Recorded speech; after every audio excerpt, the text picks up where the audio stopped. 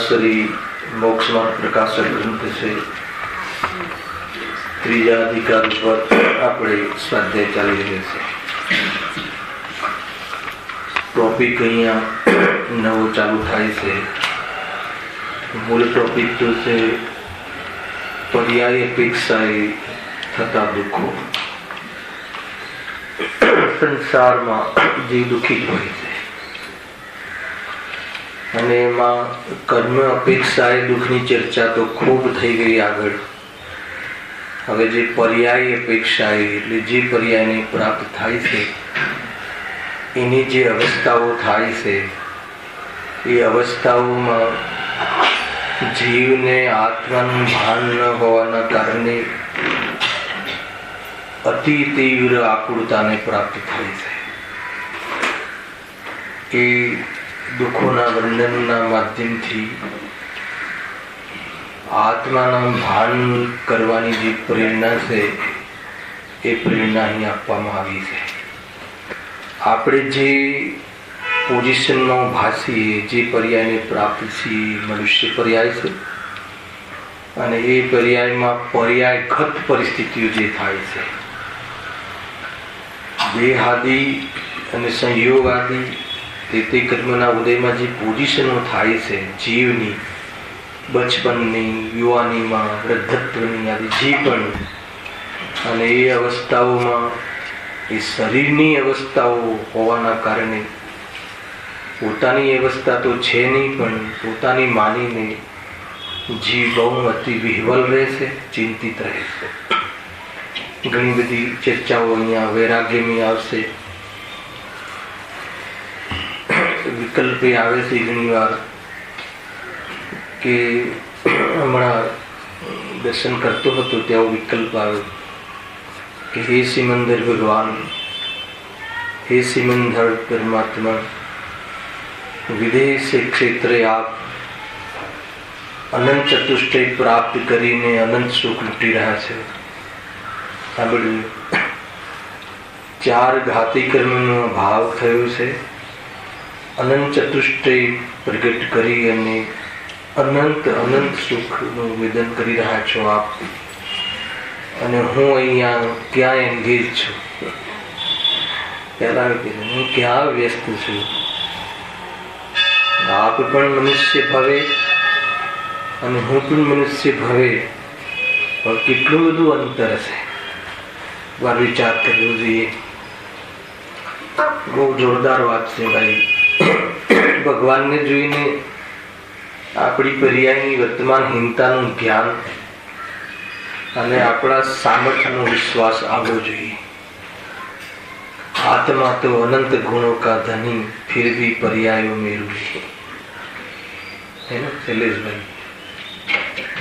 आ रीते एक बार પ્રભુના દર્શન કરી અને આ અંતર કેમ પડ્યું છે, અંતર પૂરું કરવા પુરુષાર્થ કરવો જોઈએ, એવી પ્રેરણા પણ આપણે લેવી જોઈએ.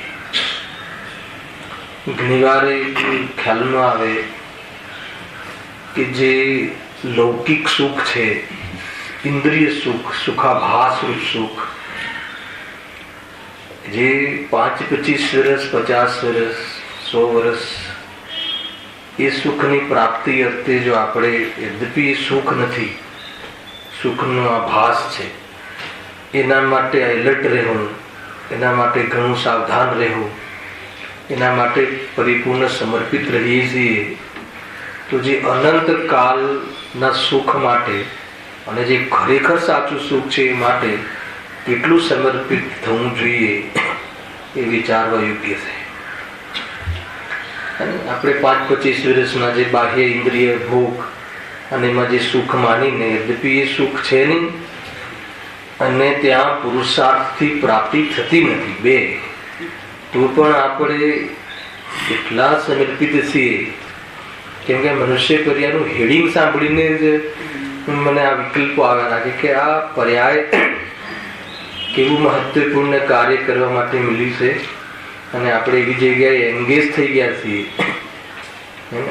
લોજિકલ વાત બેસે છે ને નીમભાઈ કે આપણે 25-50 વર્ષની રાહત, બહારમાં અનુકૂળતામાં સુખ માનવાની દૃષ્ટિ આપણી ખોટી, અને એના માટે જે પણ ભલે એ એંગલ લો ને, એના માટે કેટલો ભોગ આપીએ છે, કેટલો આપીએ છે, 23 કલાકનો કે 24 કલાકનો પ્રકાર તમે કહો, 23 કલાકનો કે 24 કલાક, કે દિલ્હી પ્રવચનમાં તમે 1 કલાક આવો છો, 23 કલાક નહીં.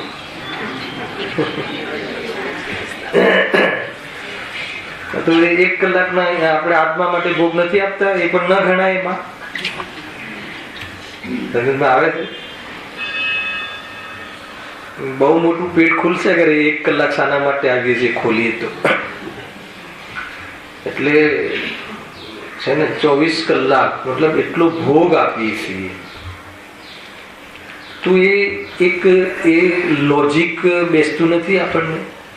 યસ, ખ્યાલમાં આવે, ખ્યાલ આવે કે આપણે જો એ સુખ માટે આટલો બધો સમય, ભોગ, સમર્પણ, હે ને, આત્માના સાચા સુખનો ત્યાગ કરીને સમય આપી રહ્યા છીએ, તો જે રિયલ સુખ છે, જે વાસ્તવિક સુખ છે, અને જે અનંત કાળ સુખનો આપણો અધિકાર છે, એ અધિકારને પ્રાપ્ત કરવા અર્થે કેટલો ભોગ આપવો જોઈએ, કેટલું સમર્પણ હોવું જોઈએ, એ વાત સમજવા જોઈએ. હમણાં વિકલ્પ આવે ને, થોડા પંચકલ્યાણક જોરશોરથી તૈયારીઓ ચાલી રહી છે. પંચકલ્યાણક નહીં, પંચકલ્યાણક પ્રતિષ્ઠા મહોત્સવ. ખ્યાલ? ખાલી પ્રતિષ્ઠા મહોત્સવની જોરશોરથી તૈયારીઓ જબરજસ્ત ચાલી રહી છે. એક પથ્થરમાંથી પરમાત્મા બનવાની જે વિધિ છે, એક ખદાનનો પથ્થર એક પરમાત્મા સ્વરૂપને પ્રાપ્ત કરે છે, એની જે આખી વિધિ છે, એ વિધિ ત્યાં બતાવશે. તો એક આ આત્મા પર્યાયની અંદર બહુ જ દુષ્ટતા છે, એનો અભાવ કરીને પરમાત્મા પ્રાપ્ત કરવું, અથવા એ કલ્યાણક, કોના કલ્યાણની વાત? પર્યાયના કલ્યાણની વાત, એ પર્યાયના હિતની વાત, પરિપૂર્ણ કલ્યાણને પ્રાપ્ત થવા અર્થે કેટલી તૈયારીઓ કરવી પડે, ક્યારથી કરવી પડે, એનું શુભ મુહૂર્ત ક્યારે છે એ આપણે આપણા જીવનમાં જોવું જોઈએ. એનું ચોઘડિયું ક્યારે છે, જ્યારથી જોઈએ ત્યારથી છે ભાઈ. એટલા માટે જાગૃત થવું બહુ જરૂરી છે. એટલા માટે આ પૂર્વમાં પહેલી જ વાત આપણે અહીંયા એની સ્થાપના કરી છે. મનુષ્ય ગતિના દુઃખોનું વર્ણન. મનુષ્ય ગતિમાં અસંખ્યાત જીવો તો લબ્ધ અપર્યાપ્તક છે, તેઓ તો સમૂર્છન જ હોય છે. તેમનું આયુ ઉચ્છ્વાસના 18 ભાગ માત્ર હોય છે. આટલી ચર્ચા આપણે કાલે થઈ ગઈ. આપણે અહીંયા એમાં નથી એટલે જ વાત છોડી દે. લબ્ધ પર્યાપ્ત છે, જેની પર્યાપ્તિ પૂર્ણ થતી નથી, સમુચન છે, બહુ અલ્પાયુ છે, એ જીવોની આપણે એમાં છીએ ને એટલે હાલ એની ચિંતા કરવી નથી. હવે આપણે આગળ વળી કેટલાક જીવો, પણ એ તો વિચાર કરવો જોઈએ, ત્યાં આપણા જે ગણતરીના મનુષ્ય ભવ છે ને એમાં પણ જન્મીને ગણતરી પૂરી કરી દીધી હશે, હે ને? જે પણ આપણે આ સાધિક 2000 સાગરમાં આવીએ છીએ અહીંયા ત્રસ પર્યાયમાં, વ્યવહાર રાશિમાં, જેને લોકમાં જીવ કહી શકાય એવી રાશિ, એમ વ્યવહાર રાશિ. હા, સ્થૂલ કથન છે 48 છે, 48 ઘણો પણ 24 તો આ ટાઈપમાં ખતમ થઈ જાય. નર નારી નપુસંગ 8 8 8, એમાં પણ જૈનના કેટલા ઘણું બધું વિચાર કરજો. તો આ અંતિમ ભાવ, હું તો કહું છું કે આ ભાવની અંતિમ ક્ષણ હોવી જોઈએ. આપણે અંતિમ ભાવ નહીં, ખ્યાલ આવે છે? એ રીતે ભાવનો ભાવ કરવાનો મોકો છે ભાઈ. દ્રષ્ટિ બદલાઈ જાય તો 5-25 ભાવ છે ક્યાં છે, કઈ મતલબ નથી. એ રીતે સુંદર છે. મને એટલું મહિમા આવે છે કે આપણી પાસે અવસર છે. મને એટલું મહિમા આવે છે કે અવસર છે અને સબ નિમિત્ત આન મિલે, પંડિત સુડરમજીની ભાષામાં બધું જ આપણને ઉપલબ્ધ છે. બાહ્ય કારણ, માર્ગદર્શક, સત્યની વાત, વાર કેટલી આપણે જોઈએ એટલી. આપણે ટાઈમ પાસ કરવો કે ના કરવો એ આપણા હાથમાં છે. બહુ સરસ છે, આ વિચાર કરી લેવા જોઈએ. કઈ હાથ નહીં લાગે. જ્યાં આપણે લાગ્યા છીએ ત્યાં સુખ નહીં મળે, નહીં મળે, નહીં મળે. ઉપાય ખોટા છે એની ચર્ચા આપણે આગળ બહુ કરી છે. છતાં મનુષ્ય ભેવ પ્રત્યે કોઈ રીઝી જતો હોય બહારની આમદા બહારના મતલબ કે પ્રમાણ આકાર પ્રકારોમાં, તો એની પણ અહીંયા ચર્ચા કરી દીધી. વળી કેટલાક જીવો ગર્ભમાં આવી થોડા જ કાળમાં મરણ પામે છે. ગર્ભ જ જીવની વાત, ગર્ભમાં આવીને થોડા જ કાળમાં મરણ પામે છે. મરણ પામે છે એ સિવાય ઘણા એવા જીવો હોય છે કે એને મારી નાખે છે. એ પણ એક કન્સેપ્ટ છે. અને એબોર્શન, ગર્ભપાત કરાવી નાખે છે, પોતાની ફિગર બગડી જશે. વર્તમાનમાં કોઈ બહારના ક્ષેત્રમાં કોઈ વિકાસમાં બાધક બનશે એમ સમજીને પોતાના બાળકને, પોતાના પેટમાં આવેલા બાળકને આ જીવ ત્યાં ને ત્યાં ગર્ભમાં જ એને શું કરે છે, નાશ કરી નાખે. બને છે કે જબર એક કેટલી તીવ્ર કશાય છે.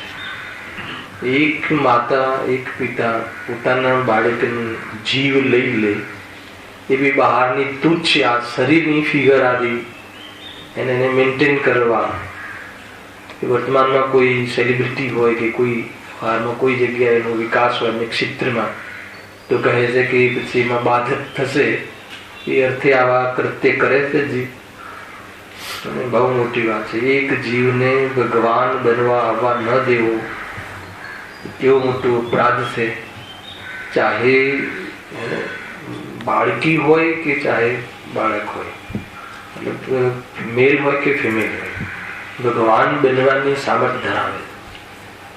જીવો પ્રત્યે એક જૈન ઘરમાં આવવા ન દેવું, જૈન કુળમાં ન આવવા દેવું.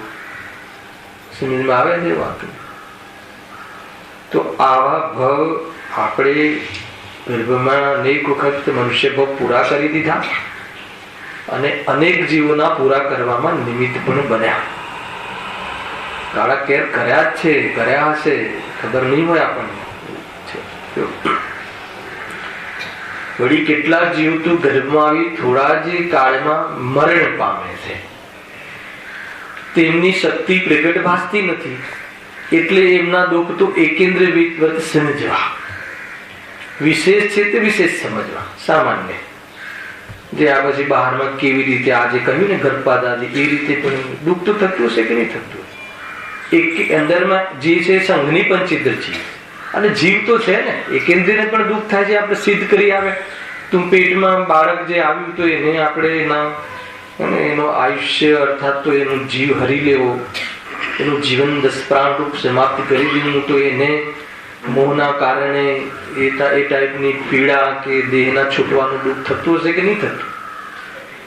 તો એ વિચાર કરવા જેવું છે ભાઈ. જો તેમની શક્તિ પ્રગટ ભાસતી નથી એટલે એમના દુઃખ તો એકેન્દ્રવત સમજવા એટલે અનંત દુઃખ થાય છે. એકેન્દ્રવત એટલે પ્રગટ કરી શકતો નથી, પ્રતિકાર કરી શકતો નથી. બહાર હોય તો ભાગી પણ જાય, ત્યાંથી ક્યાં જાય, ક્યાં બચે?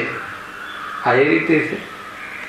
બહુ જબરજસ્ત છે. પેપરોમાં તો આની મતલબ કે સંખ્યા આપવામાં આવે છે કે આ વર્ષે આટલા થયા, આ વર્ષે આટલા ગર્ભપાત થયા.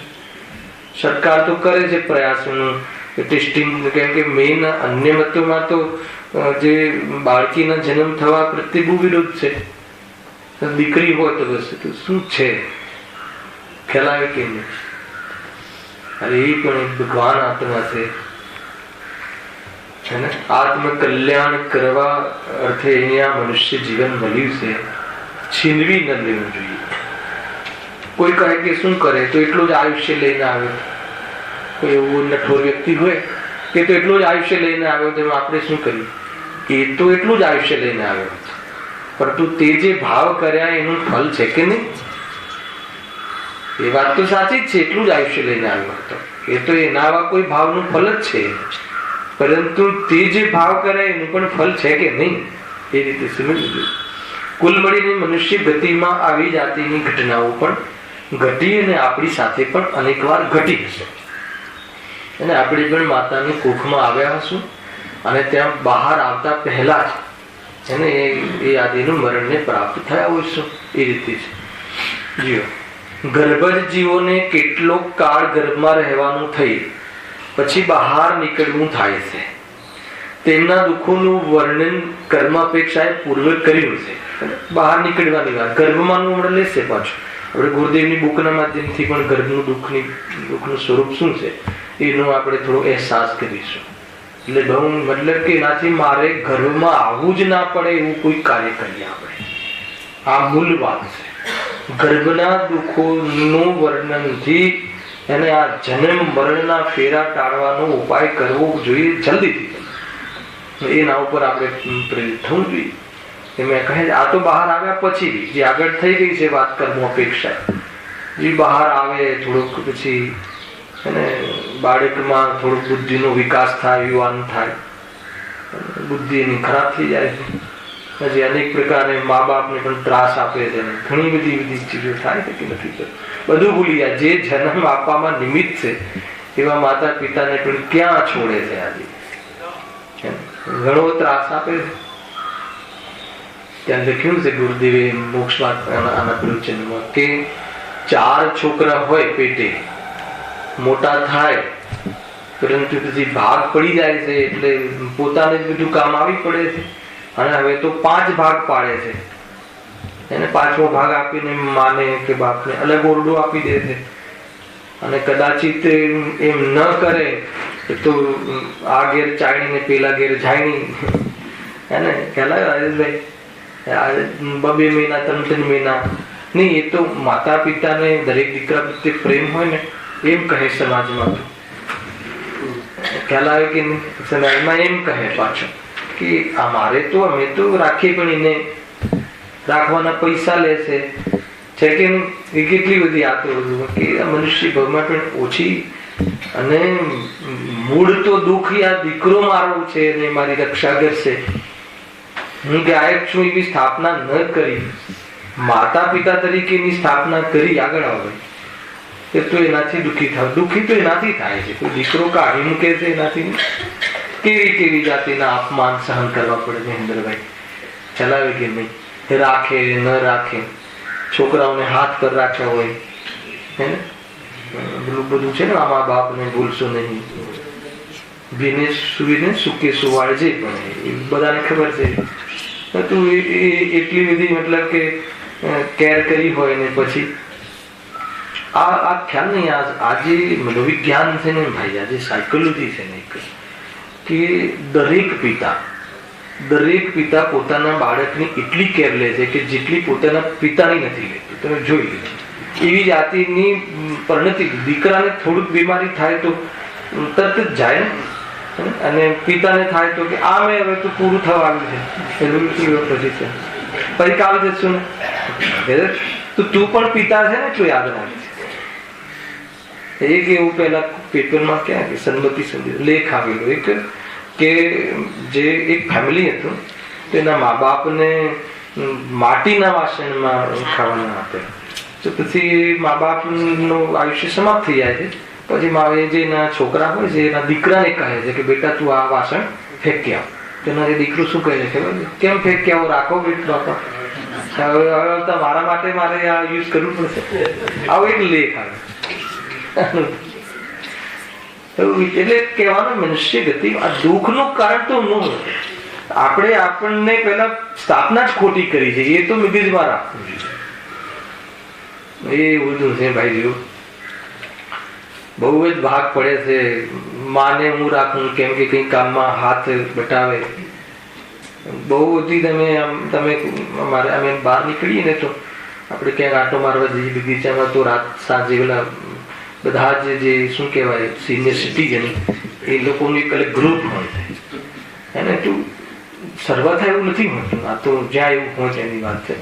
તો ઘણી વખત એક બે વાર મારા કાને વાત પડેલી, આ પ્રત્યક્ષ વાત છે. તો કોઈ એક ભાઈ પૂછતા હશે બીજા કાકાને કે કેમ એમ, એટલે કે બહુ વહેલા આવી ગયા એમ, તો કે નહીં આજથી એવું નક્કી કર્યું છે કે આટલા વાગે એટલે તમારે બહાર જવું ને જમવાના ટાઈમે જ આપવું. બહુ બધી બહુ પરિસ્થિતિઓ, આ તત્વ જ્ઞાન ન હોવાના કારણે, એક જીવમાં ભગવાન જોવાની કલા ન હોવાના કારણે, એવી સેન્સ એની મરી પરવારી હોવાના કારણે આ જીવ પોતાના માતા પિતાને સંસારમાં જે એના શરણ છે, જે લોક દ્રષ્ટિએ એને પણ એ જીવ આ રીતની એની સાથે દુર્વ્યવહાર કરે છે અને જીવ દુઃખને પ્રાપ્ત થાય છે. ઘણી બધી વાતો છે. જુઓ આગળ. હા, ગર્ભજ જીવોને કેટલાક કાળ ગર્ભમાં રહેવાનું થઈ પછી બહાર નીકળવું થાય છે. તેમના આગળના પેરેગ્રાફમાં છે ત્યાંથી આપણે ગર્ભના દુઃખોની વાત ઉઠાવીએ છીએ. આગળ આ તો ખાલી ભૂમિકા છે. તેમના દુઃખોનું વર્ણન કર્મ અપેક્ષાએ પૂર્વે કર્યું છે તેનું સમજ્યું. એ બધું વર્ણન ગર્ભજ મનુષ્યને સંભવે છે અથવા તિર્યંચોનું વર્ણન કર્યું છે તેમ જાણો. આ બધું ગર્ભજ મનુષ્યની વાત છે. આગળ જ્ઞાનાવની કર્મના ઉદયમાં આવું થયું ને એ બધી આગળ ચર્ચા થઈ હતી. હવે જો વિશેષ એ છે કે, ઓર પાછી એક વિશેષ એ છે કે દરેકને કોઈ બહારમાં પ્રતિકૂળતા હોય એવું નથી હોતું. અહીં કોઈ શક્તિ વિશેષ હોય છે. શક્તિ વિશેષ એટલે શું? કે જ્ઞાનની, એક તો જ્ઞાનમાં કોઈ વિશેષ ઉઘાડ પણ હોય છે, અને બીજી પણ બહારમાં કોઈ એવી જાતિની પ્રેસ્ટીજની પ્રમાણેની બહારમાં ઘણી પ્રકારની એમાં જે શક્તિઓ હોય છે. રાજાઓ આદિને સાતાનો વિશેષ ઉદય હોય છે. ક્ષત્રિય આદિ કોને આ કહ્યું ને, મતલબ કે વિશેષ શક્તિ એટલે બાહ્ય શક્તિની પણ વાત છે. કોઈની પાસે વિશેષ સત્તા હોય એ પણ એક બહારમાં શક્તિ કહી લૌકિક દ્રષ્ટિએ. એવા પણ જીવો હોય છે. પૂરા દેશ ઉપર જેનું સામ્રાજ્ય હોય એવી શક્તિશાળી રાજાઓ કોઈ હોય, એવી શક્તિશાળી કોઈ મતલબ કે ચક્રવર્તીઓ હોય, એ ટાઈપના કોઈ વ્યક્તિઓ પણ જોવા મળે છે. ક્ષત્રિય આદિકોને ઉચ્ચ ગોત્રનો પણ ઉદય હોય છે. કોઈ ક્ષત્રિય, બ્રાહ્મણ, વૈષ્ણવાદી ઉચ્ચ ગોત્રમાં પણ જન્મ લેતા હોય છે. તથા ધન કુટુંબ આદિમાં નિમિત્ત અહીં વિશેષ હોય છે. બધું જ અવિશેષ વિશેષ હોય. પછી શું કહ્યું? ઇત્યાદિ સમજવા. તો ગુરુદેવમાંથી એક ભાવ કાઢે મહેન્દ્રભાઈ પ્રવચનમાં કે આવા પણ યોગ હોય છે, પરંતુ એ પુણ્યનો ઉદય ભલે હોય પણ વર્તમાનમાં આત્મકલ્યાણનો ઉપાય ક્યાં કરે છે? એમાં જ રચ્યા પચ્યા રહે છે. પાપના ખેલ ખેલે છે, લોહીની હોળીઓ ખેલે છે. આ મતલબ કોઈ રાજા આદિ કોઈ બહારમાં સમર્થ હોય સંપત્તિથી, તો એ પણ હવે શું કરે છે? કદાચ એવું કોઈ જીવ હોય ને પુણ્યનો ઉદય હોય, પણ એવા જીવો પણ ક્યાં જોવા મળે છે? ખ્યાલ આવે કે નહીં? પંચેન્દ્રિયના ભોગોમાં ડૂબેલા જોવા મળે છે. કોઈ આત્માની યાદ કરી અને ભેદગારના પ્રસંગોમાં ક્યાં જોવા મળે છે? રાજપાટ ને સત્તા સાચવવા ને એમાં જ ડૂબેલા રહે છે. એવી વાત એમને અહીંયાથી ખેંચી. કે અહીંયા તો દુઃખી જીવોની ચર્ચા કરવી છે ને. કોઈ હોય એમાંથી વેદ જ્ઞાન કરીને, કોઈ વાર ચક્રવર્તીઓ પણ હોય છે કે સમ્યક દર્શનનો પુરુષાર્થ કરીને મુનિ દશા ગ્રહણ કરે છે, પણ તો અહીંયા એની વાત નથી કરવી. અહીંયા તો દુઃખનું પકડે ચાલે છે ને. તો બહારમાં આવો જડ વૈભવ ઘણો હોય, પરંતુ એ વૈભવમાં મિસયુઝ કરે છે અથવા તો એનો સદુપયોગ ન કરીને દુરુપયોગ કરીને જીવન વિતાવે. એમાં ને એમાં કોઈ એની પાસે કોઈ મતલબ કે બહારમાં કોઈ કામ કરવું પડે એવી પોઝિશન જ ના હોય, અથવા બધું બરાબર જ હોય, અરબો ખરબો રૂપિયા માતાના પેટથી જે કરોડપતિ અરબપતિ હોય, પણ પછી શું કરે ખ્યાલ એને પાસે તો પૂરો ચાન્સ છે. બહારની દ્રષ્ટિ જોતા તો એને આ લાઈનમાં આવવું હોય, આપણે આ ભેદ વિજ્ઞાન લડતા તો આત્મકલ્યાણમાં, તો બહારમાં તો મહેનત કરવા પણ એને જવાનું નથી. છતાં એ ત્યાં શું લાગે થોડું કઈ 2-4 મહિના થાય ને એટલે ચલો બદલી નાખો ફર્નિચર. હવે એમાં પછી 2-5 વર્ષ નવા ફર્નિચરમાં ઇટલી જાય ને અહીંયા જાય ને ત્યાંથી પથ્થર લાવે ને ત્યાંથી લાકડા લાવે ને વળી પાછું એમ થાય, વળી પાછા પડોશના ઘરમાં સેમ થાય તો ચલો બદલી નાખો. તો એમ કરીને પોતાની અંદરની જે વાસના છે, અંદરનું જે બહારમાં પદાર્થના ઓરથી જે હું મારું અસ્તિત્વ છે એનાથી હું મોટું છું એવી જાતિના માનનું પોષણ કરીને આ જીવન એનું તો કરે છે. તમને એમ લાગે આ દેવગતિમાં જીવ શાનાથી દુઃખી હોય છે? એ રીતે આ માનસિક દુઃખી છે.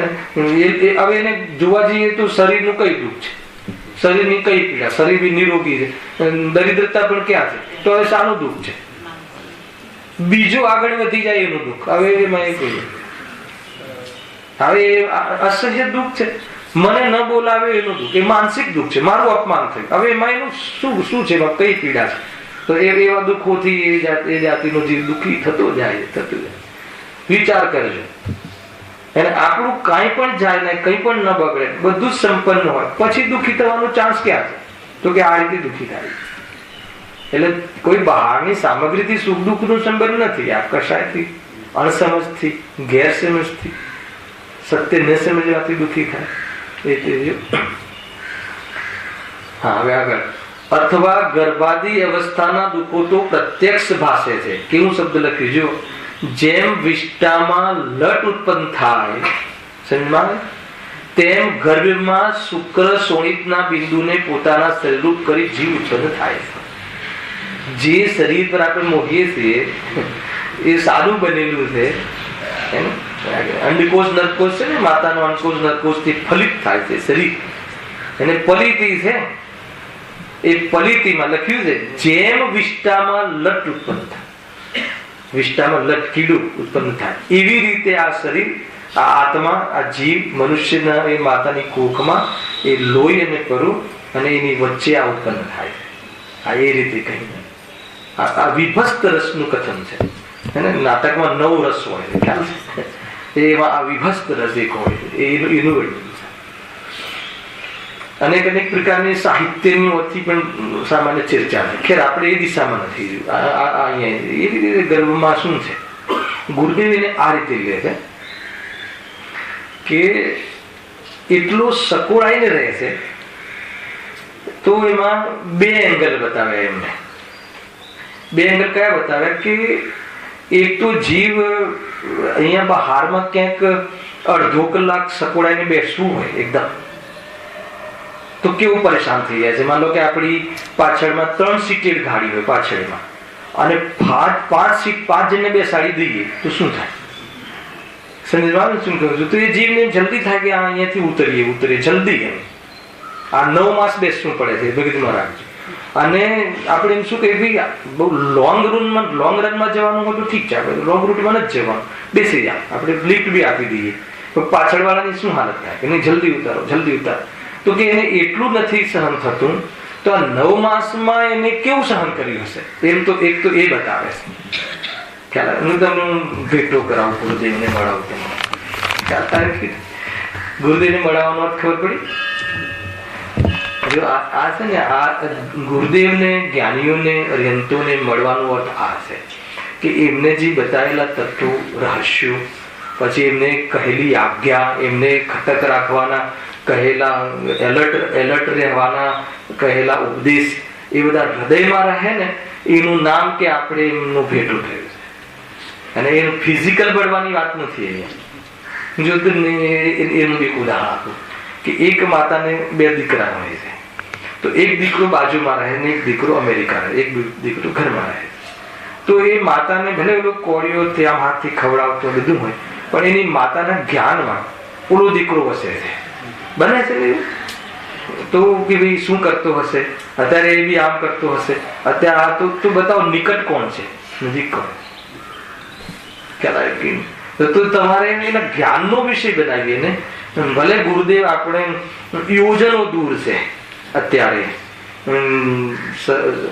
દેવગતિમાં છે માની લો, ખ્યાલ, પરંતુ નિકટ કોને છે ખ્યાલ? એમને કહેલું જે તત્વ છે એના હૃદયમાં પરમાત્માનો વાસ.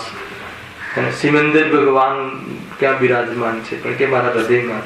એમને કહેલા તત્વનો પ્રેમ, એમને કહેલા તત્વ રૂચવું, રીઝવું, તો એ કહે કે એ વાસ્તવમાં મારા હૃદયમાં જ છે, દૂર ક્યાં છે કેમ?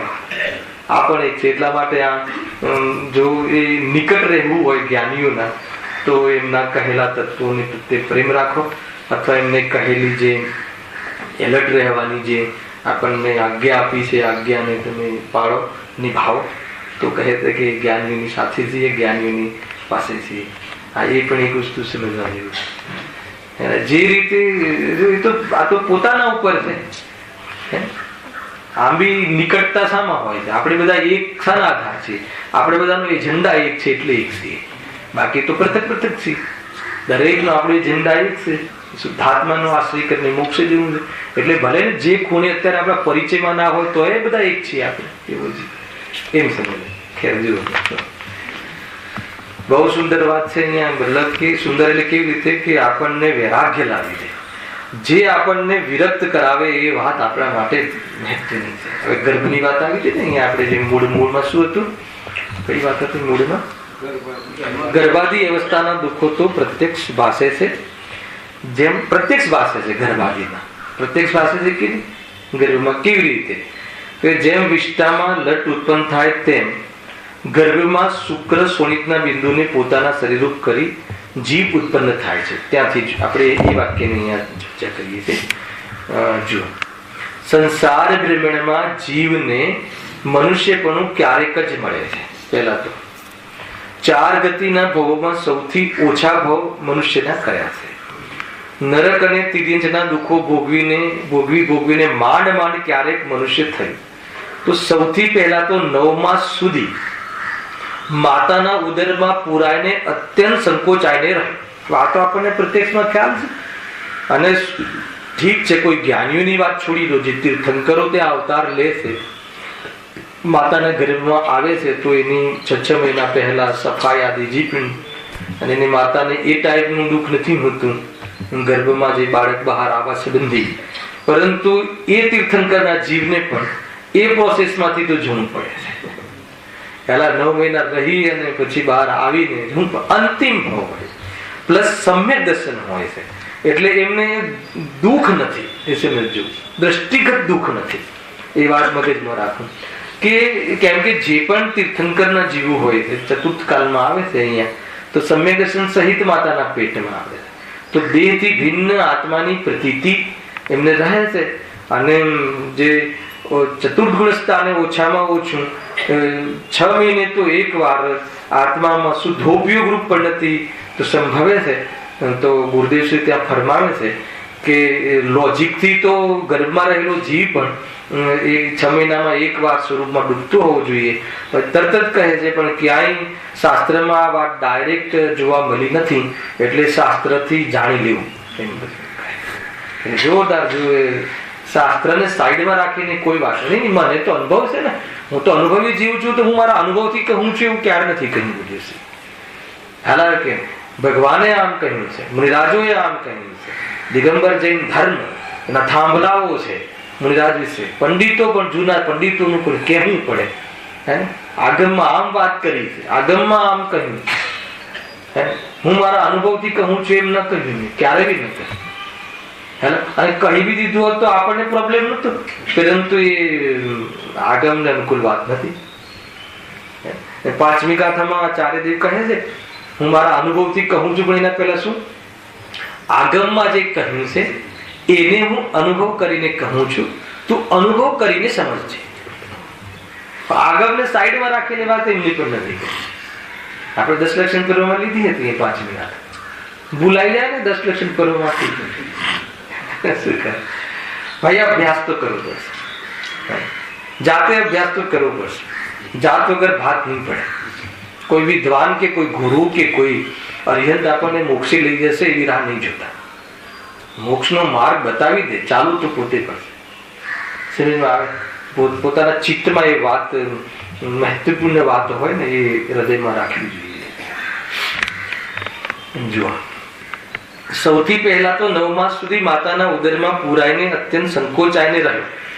છૂટથી હાલી ચાલી શકે નહીં એમ ચારે કોરથી ભીંસાઈને 9 માસ સુધી ગર્ભની જેલમાં પુરાય. હે ને? એમ કહે, અરે કોઈ તો 9 માસથી પણ વધુ ઘણો લાંબો કાળ ગર્ભમાં રહે છે. માતા પુત્ર બંને મહાત્રાસ પામે. કોઈ જીવ તો ગર્ભમાં ને ગર્ભમાં મરી જાય અને ફરી પાછો તેમાં જ ઉપજે. પાછો ત્યાં ત્યાં ઉપજે બી એવું જરૂર છે. ઘણા જીવો મનુષ્ય અવતાર પામ્યા છતાં માતાના પેટમાં મરી જઈને મનુષ્ય બહુ પૂરો કરી નાખે છે. હવે એમને જે 2 વિઝન કહેવું છે અહીંયા આગળ કહે જો સુંદર. અરે જેલની ઓરડીમાં મહિનો પુરાવવું પડે તો પણ કેવો ત્રાસ લાગે છે. ફિલિંગ કરાવે છે આપણને કે 9 મહિના આપણે ભૂલી ગયા. એ 9 મહિનાનો ત્રાસ આપણે ભૂલી ગયા તો યાદ કરાવે છે કે જો તું એક ઓરડીમાં એક મહિનો પુરાવવું પડે તો કેવો ત્રાસ થાય. તો પછી એ 9 મહિના કોઈ ગર્ભમાં પુરાવવું પડે તો કેવો ત્રાસ થાય. પછી બીજી વાત પણ કરે છે કે તને એ 9 મહિના પણ તું એવા ત્રાસમાં રહ્યો અને તને બહાર આવીને એ મોટા મોટા બંગલાઓ પણ તને ના પડે. 2 વાત થઈ, 2 પોઈન્ટ. અને રહેવું કેટલું મહેમાન તરીકે તો આવ્યો છે અને આ બંગલા બદલવામાં તે તારું સ્થિર સ્વરૂપ સ્થિર ન થાય. આ બહુ મોટી વાત છે આપણા માટે. તો આ જ છે જે આપણે સમૃદ્ધ સમાજમાંથી આવીએ છીએ ને તો આપણે બધા અહીંયા ફસાયા છીએ. જીતુભાઈ અહીંયા ફસાયા છીએ. બસ બંગલા બદલો, બંગલા બદલતા જાઓ અને એમાં એન્ગેજ કરી દો પોતાને. એટલે પહેલા માટે મેં પહેલું લીધું કે પ્રભુ આપ તો આનંદ લૂંટી રહ્યા છો અને અમે અહીંયા ક્યાં ફસાયા છીએ, ક્યાં એન્ગેજ રહીએ છીએ એ નથી શોધતું પ્રભુ. શરમથી કે મારું સર ઝૂકી ગયું તમારા ચરણોમાં, હવે હું એ પુરુષાર્થ પ્રાપ્ત પ્રગટ કરું છું. આ રીતે અંદરમાં પ્રભુ સાથે જોડાઓ, વાતો કરો, મંદિરમાં વાતો કરો. કઈ વાતો કરો? ખ્યાલ કઈ વાતો કરો? ધ્યાન રાખજો. વાત નથી કે પંડિતજી વાતો કરો કીધું છે, ક્યાંથી લાવ્યા સાડી, એ વાતની વાત નથી. ખરેખર કહું છું બહુ દોષ લાગે છે. જીવમાં વિવેક નથી. ફોન ચાલુ રાખે છે ભગવાનની સામે. શું કરે છે? સમજમાં આવે છે ને? વિવેક નથી. અવર્ણ વાત છે. ગુરુઓનો મતલબ કે અપમાન છે. સિમંદર ભગવાનની સામે શું કરે? આ વાત બી સમજવા જેવી છે. વાગ્યું ને તાત્કાલિક હે નિશ્ચય ક્યાંથી થશે? સમજમાં નથી આવતું. જો આપણે એક તો વિવેક તો કહે છે કે સાયલેન્ટ કરી દો, બંધ કરી દો, અને લાવો ને તો બહુ સારી વાત છે. પરંતુ એક બીજી રીતે પણ આપણે જે સાયલેન્ટ રાખીએ છીએ ને તો એક જસ્ટ કહું છું કે આપણો ઉપયોગ તો કોનો ફોન આવ્યો હશે, વાઇબ્રેશનમાં રાખ્યો હોય તો કોનો ફોન આવ્યો હશે એમાં પછી નિશ્ચય ક્યાં થાય છે, નિવૃત્ત ક્યાં છે? કમસે કમ 2 કલાક કે 1.5 કલાક આપણે તમામ સંસારિક કાર્યો, નહીં તો ઘેરના વાત છે આપણે. એકવાર મને પાર્લામાં કોઈ પૂછ્યું હતું કે આપણે બધી વ્યવસ્થા ઘરે હોય તો પછી મંદિર જવાની શું જરૂર છે આપણે ત્યાં? તો પણ ઘરે આ બધી રીંગો બહુ વાગે હે ને, એટલે બધી ઉપયોગ અને રાગી એટલે ઉપયોગ ત્યાં જાય. ડોરબેલ વાગે ને તો કોણ આવ્યું? ગેલુબ્ધતા તો છે, જિજ્ઞાસા તો છે. ખબર છે કે અત્યારે કામવાળી બાઈ આવવાની છે તો કોણ આવ્યું? પાનું સમજો. એટલા માટે આયતનો છે. ઉપયોગને બુદ્ધિપૂર્વક સમેટવાનો પણ પ્રયોગ છે. અને આત્મદૃષ્ટિ વાળાને મુંબઈની લોકલ ટ્રેનમાં પણ ભીડ નડતી નથી. એ આખી વાત જુદી છે. આવે છે કે નહીં ગજબ છે આ તો. એટલા માટે એની પ્રેક્ટિસ કરવા માટે પહેલા તો આ પ્રમાણેનું બહારમાં આપણે એ રીતનું વાતાવરણ ઊભું કરીને અભ્યાસ કરવો જોઈએ.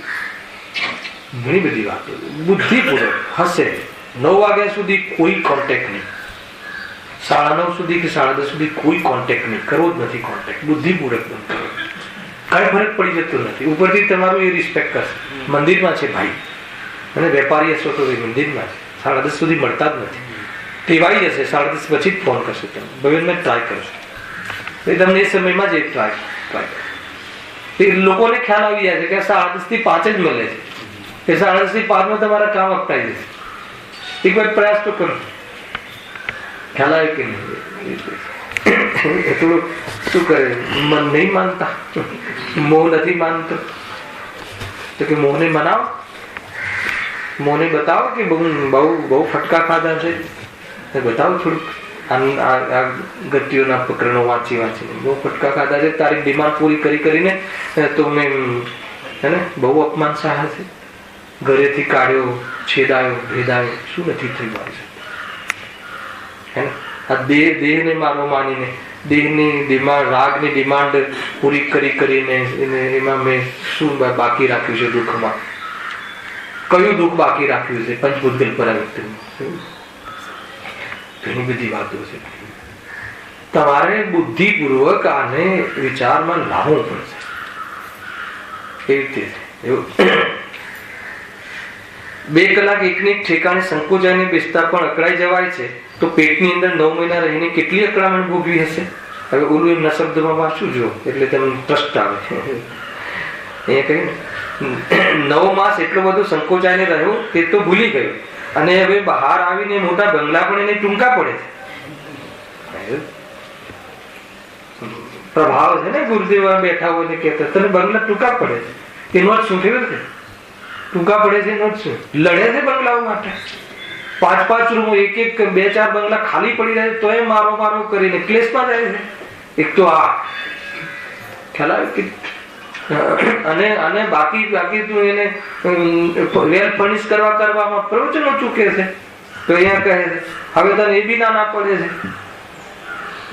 જે પેલા નાગદેવીમાં જે ટેબલ સ્પેસ ની જે સિસ્ટમ છે ને એ બહુ સરસ. ખ્યાલ નાગદેવીની ઓફિસોમાં એક જ ઓફિસમાં 5 ટેબલ સ્પેસ હોય અને 5 કોમન બિઝનેસ હોય તો એ ઝઘડા સરસ રહે. એક જ કોમન બિઝનેસ પોતાના ટેબલ સ્પેસ પર. તો બસ આપણે ઘરની અંદર એક ટેબલ સ્પેસ છે, બસ આપણું એટલું સ્પેસ રાખવું, વધારે નહીં પોળા ખ્યાલ આવે. એ રીતે ગુરુએ જીવને કામે નહીં લગાડી.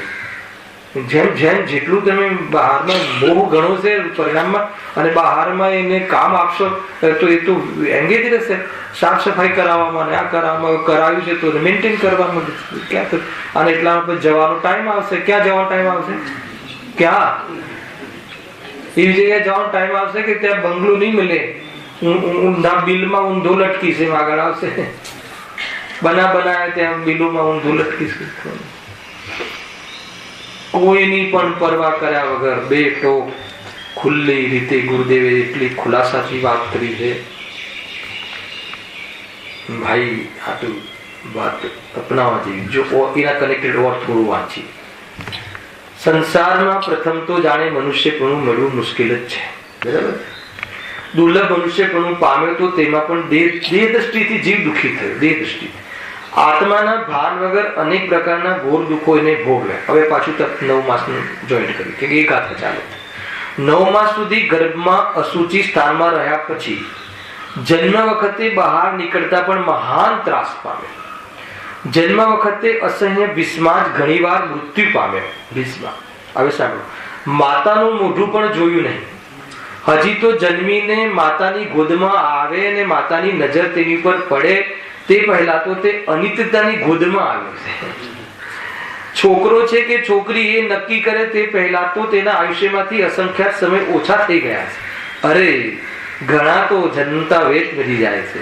હજી તો તેની માતા તેને જોએ પણ નહીં તે પહેલા તો મરણ પામી જાય. અરે આવી રીતે મનુષ્ય ભવ મફતમાં નહીં કાઢી દીધું. અને આ મનુષ્ય ભવ એને આયુષ્ય વાળો મળ્યો છે, પણ એને કિંમત નથી, એની કદર કરતો નથી, એને આ જન્મ મરણના ભાવ કરવાની વિદ્યા શીખતો નથી. તમે વિચાર કરો કે જ્ઞાની ક્યાંથી બોલે છે? શું કહે છે? કોઈ વાર જન્મ વખત માતા પુત્ર બંને મરી જાય. આવા ગર્ભ જન્મ ને મરણના મહાદુઃખોથી સંસાર ભરેલો છે. સંસારમાં આવા દુઃખો જીવ પોતે ભોગવી જ રહ્યો છે, છતાં તેનાથી છૂટવાની દરકાર નથી કરતો. એ વાત છૂટવાની દરકાર નથી કરતો તો ને બીજા કરતા પોતાની અધિકતા દેખાડવાના માનમાં અવતાર ગુમાવી દે. સંસારમાં માત્ર મનુષ્યપણું મળવાથી કાંઈ જીવના દુઃખ મટી જતા નથી. મનુષ્યપણામાં સિદ્ધ અવસ્થાનો પુરુષાર્થ થાય છે, પણ પુરુષાર્થ કરે તો દુઃખ મટે ને, વેદ વિજ્ઞાન કરે તો મટે ને, દ્રવ્ય સ્વભાવની દ્રષ્ટિ કરે તો દુઃખ મટે ને. શરીરમાં આવે છે કે આજે તો તમારે ચાલુ થઈ ગયું પરમાત્મા પ્રકાશ જોરદાર, દ્રવ્યાર્થિક નહીં, પર્યાર્થિક નહીં, ખ્યાલ આવે કે નહીં? પ્રમાણનો વિષય, જે જ્ઞાનનો વિષય પૂરું દ્રવ્ય બને એ પ્રમાણ, હે ને? અને પ્રમાણથી જાણેલી વસ્તુ એક અંશ જેનો વિષય બને એને નહીં કહે છે. અને એમાં બી જે શુદ્ધ એટલે ત્રિકાળી અંશ, ત્રિકાળી શક્તિઓ જે જ્ઞાનનો વિષય બને એ દ્રવ્યાર્થિક નહીં. અને એના આધારે ભલે શુદ્ધ પર્યાય ઉત્પન્ન થઈ પણ આશ્રયભૂત નથી, પર્યાર્થિક નહીં નો વિષય. એટલે શુદ્ધ નહીં પણ એક પર્યાય છે, પણ એનો જે વિષય છે એ દ્રષ્ટિ કર, એના પર ધ્યાન કેન્દ્રિત કર, એના પર ફોકસ કર અને પરમાત્મા બની જા. આખી વાત આખી આવી હતી આજની ગાથા ચાલીને પેલી ગાથા. સંસારમાં માત્ર મનુષ્યપણું મળવાથી કાંઈ જીવના દુઃખ મટી જતા નથી. મનુષ્યપણું પામીને પણ જેઓ ધર્મ પામવાની દરકાર નથી કરતા તેઓ ચાર ગતિના ચક્રમાં દુઃખી જ થાય છે. બહુ સુંદર ચર્ચા છે. જો ઓર બી થોડુંક વાંચ્યું છે. આત્મા સાંભળે છે અનંત ગુણથી ભરેલ ગુણી છે. હું અનંત ગુણોનો ધણી. અનંત ગુણ રત્નોની તે ખાણ છે. એની મોટાઈની સી વાત, અર્થ છે ને, મોટાઈની સી વાત, તારી મોટપની સી વાત. ચક્રવર્તીપણું કે ઇન્દ્રપણું તો જેની પાસે કાંઈ હિસાબમાં નથી, એ તો જેના ગુણની રાખનું એટલે વિકારનું ફળ છે. મારે આ બતાવવું. આ મહાન અનંત ગુણ સંપન્ન આત્માને દુઃખના વેદન શોભતા નથી. શું કહ્યું? આ બહારમાં જે પદ મળે છે ને એ તો અપરાધનું ફળ છે. તમારે 10 કરોડની પ્રોપર્ટી છે ને ભવેનભાઈ, એ શાનું ફળ છે? 10 કરોડ ઠીક છે, એ શાનું ફળ છે? અપરાધનું. ખ્યાલ આવે? એ આરાધનાનું ફળ નથી. આરાધનાનું ફળ તો મોક્ષ છે, મુક્તિ છે. અને આ તો અપરાધનું ફળ છે, વિરાધનાનું ફળ છે. એને પાપ પુણ્યના ભાવોમાં એના ફળોમાં એકત્વ બુદ્ધિ કરવી અપરાધ છે. હવે તમને એનું લક્ષ તમને ચેન નથી પડવા દેતું. હવે આને સાચું જતા રહેશે અને આમ કરું તો એ તમારા માટે ઉપકારી છે. બહારમાં બહુ સંયોગો મળે, બહુ સુંદર રૂપ મળે કોઈ માતા બેનને, તો હર સમય ખતરો. અને પાછું એને પોતાનું સ્વરૂપ માન્યું હોય એટલે એ બગડી ના જાય, એની ટીપ ટોપ રાખવામાં આખી જિંદગી લગાવી દે અને વિચલિત રહે, પરેશાન રહે. એક ડાઘ પડી જાય, મતલબ થોડું ઢીલું પડી જાય, આવે ઉંમર થાય તો રૂપ જતું રહ્યું. આ છે અંદરની અસ્ય છે. પેલા કેવા સુંદર દેખાતા હતા, હવે બીજો પાછો એની કસાયને ભડકાવે. હાથ ચાલ્યા રાખે એક જ કામ મળીને બધે. અહીંયા એક વડે કે અરે અનંત ગુણોથી સંપન્ન તું. બહારમાં કાલે જોયું ને પેલા ધ્યાનમ ને ધ્રુવ ને, આ કાળું ગોરું કોણ છે? તો કહે કે તો દેહ છે. તને છે? તો કે મેં તો મને ખબર નથી. એનો અર્થ કે કાળો ગોરો તો મેં આત્મા જોયો જ નથી. કાળો ગોરો શરીર. બહુ સરસ ચાલે છે. કાલે બધા નાના બાળકો બી આવી ગયા હતા ને. વિચાર કરો, બહુ નાની બાબતોમાં બહુ પ્રેરિત થવું જોઈએ, પ્રસન્ન રહેવું જોઈએ.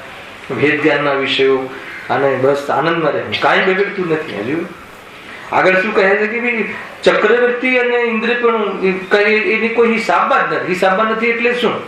કે એનાથી કોઈ વ્યક્તિને કોઈ સુખ મળી નથી જતું. તારા અનંત ગુણનું જે સામર્થ્ય એની સામે કાંઈ નથી. પછી આગળ એક લીટી કહે છે, અંદરની જ્ઞાનીઓની અંદરની જે આંતરડી કકડે છે ને એનો એક અવાજ છે.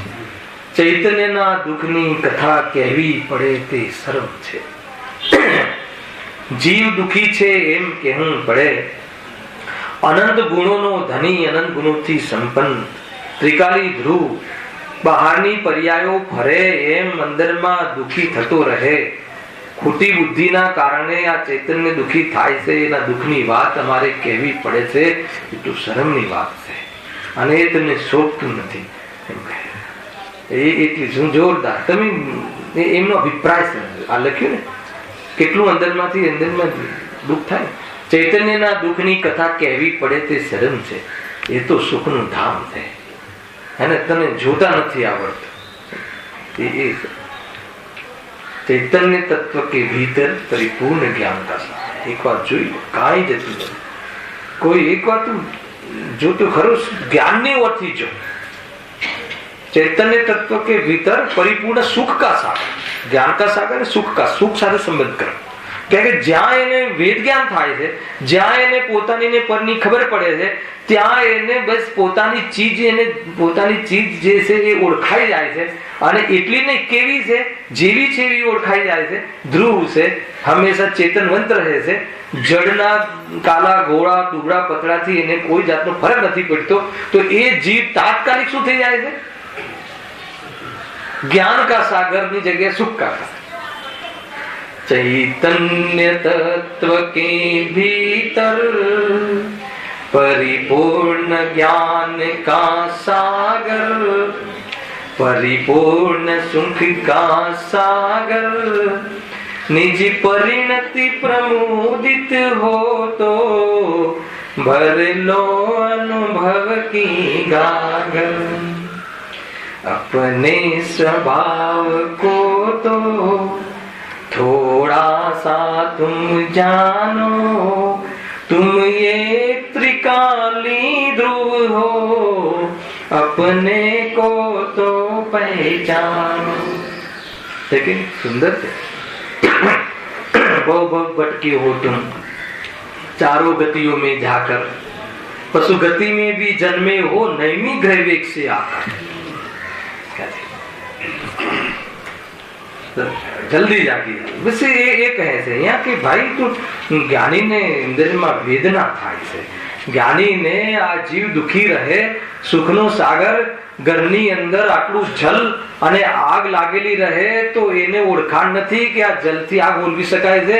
તો એની વેદના થાય છે. એ જીવને કહે અરે આટલી આગ લાગી છે તો તારી પાસે આટલા બધા બકેટ ભરેલા હતા ને પાણીના, પણ કે ભાઈ મને ખબર નથી કે પાણીથી આગ ઓલવાય છે. ઘરની અંદર કૂવો છે પાણીનો, આગ લાગી છે પાણીની વચ્ચે છે અને આગ લાગી છે. પાણીની વચ્ચે ઉભો છે અને પ્યાસો છે. કેમ કે એને નોલેજ નથી કે આ પીવાથી પ્યાસ મટે. બસ એટલી ભૂલ એમ છે. અશોકભાઈ પકડવા આવે અને હવે ખબર પડી એમ જ્યાં પ્રભુ દ્રષ્ટિ પોતાના પરમાત્મા પર પડી તો હવે દુઃખી થવાની કોઈ વાત નથી. પ્રભુ હું આવું છું સિદ્ધાલયમાં નક્કી છે.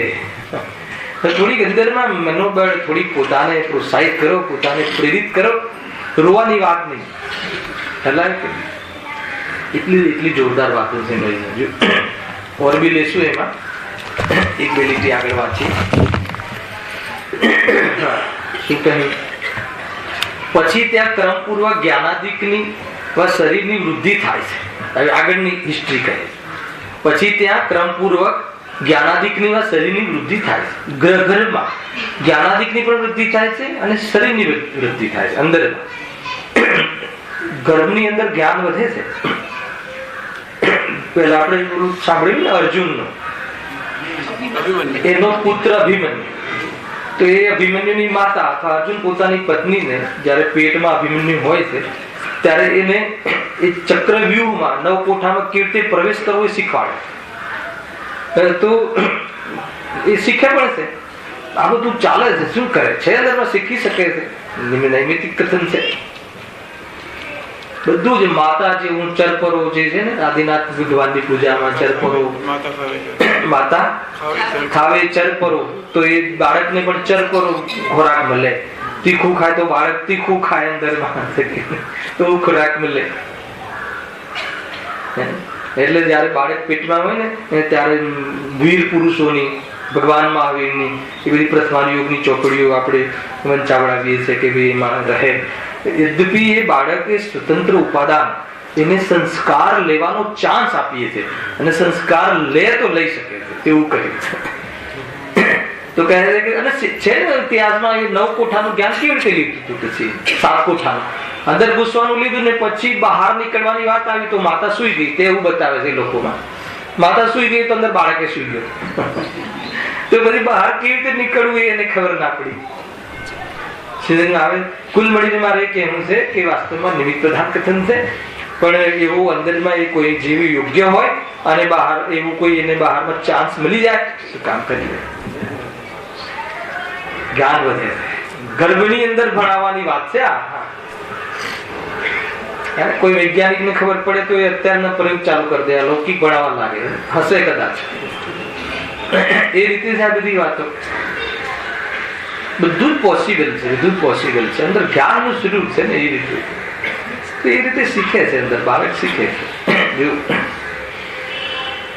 ક્રમપૂર્વક જ્ઞાનાદિકની શરીરની વૃદ્ધિ થાય છે. ગર્ભના દુઃખ ઘણા છે. સંકોચ રૂપ અને અધોમુખ રહી ક્ષુધાતૃષાદિ સહિત ગર્ભનું કાળ પૂર્ણ કરે છે. ત્યાંથી જયારે બહાર નીકળે છે ત્યારે બાળ અવસ્થામાં તે મહા દુઃખી થાય છે. એની ચર્ચા આપણે કરીશું નેક્સ્ટ જયારે પ્રવચન છે.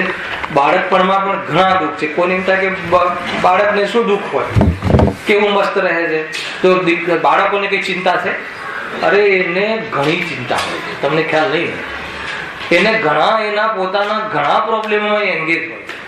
તમે જોઈ લો બહાર મેદાનમાં જઈને કોઈ એને દાવ ન આપે, કોઈ એને એ તો બહુ પરેશાન થઈ જાય છે. અને છોકરું રડે છે તો કેમ રડે છે ખબર નથી હોતી. આપણે બધી જ દવાઓ કરી નાખીએ છીએ. તો એને એની પરિસ્થિતિ ઘણી બધી પરિસ્થિતિ ઉભી થાય છે. એ ચર્ચા પછી